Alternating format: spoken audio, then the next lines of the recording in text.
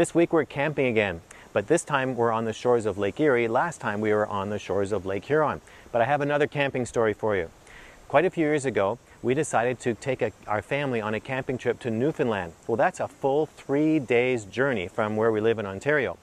And so you have to take a ferry overnight to get to the island across the ocean. So we were hurrying our way to Newfoundland, and one morning when we were packing up in New Brunswick, we had to get up at the crack of dawn to make the ferry in time, and so we packed up everything and put down the trailer as fast as possible. However, I made a critical error. For the first time ever since I bought the camper, I forgot to turn off the interior lights. So we packed everything up, headed to the ferry, crossed over, and 36 hours later, we arrived at our campsite. Now normally, of course, in a camping trip, we drive for 3 or 4 hours and then put up camp. But because this was an overnight ferry, there was a very long period before we opened the trailer up. So when we got to our campsite in Newfoundland, we open the trailer and start to crank it up, and we smell smoke. Now, just a little tip for those of you who camp: whenever you open your trailer and smell smoke, it is always a bad sign. So when we put the trailer up, we discovered a hole this big in the vinyl side of the trailer, a hole this big in the sleeping bag and in the mattress.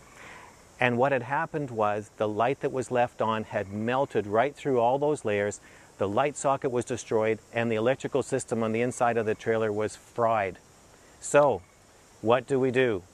Well, fortunately, we always travel with duct tape, the handyman's secret weapon, and so we just covered all the holes. We even repaired the sleeping bag with duct tape. And we decided to just keep rolling and air out the trailer.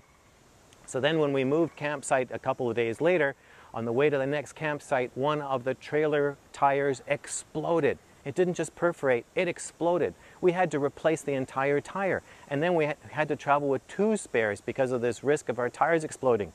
So at that point, our trip had gotten off to a really bad start. So, was the trip cursed? Should we turn around and go back home? Nope, we decided to keep going because we were already so far from home, and we ended up having the best camping vacation of our family life. It was fabulous.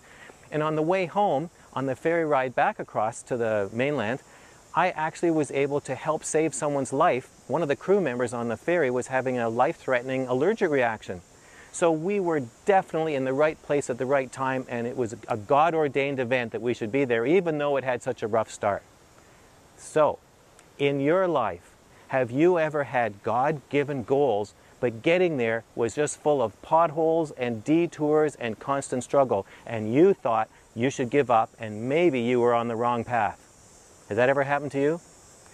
Well, to live a transformed life, you need to be able to spot your God-given goal and overcome the potholes and detours to get to your goal. Just because you're hitting obstacles does not mean that you're not in God's will. The potholes and detours are part of the training process as God develops His nature in you. So now I want to hear from you. What potholes and detours have you overcome on the way to a God-given goal? Just leave your comments in the box below. And if this is your first visit here, you need to get my free self-assessment guide. And to do that, just subscribe to my weekly email newsletter by filling out the subscription form, you guessed it, right there. And I'll talk to you again next week.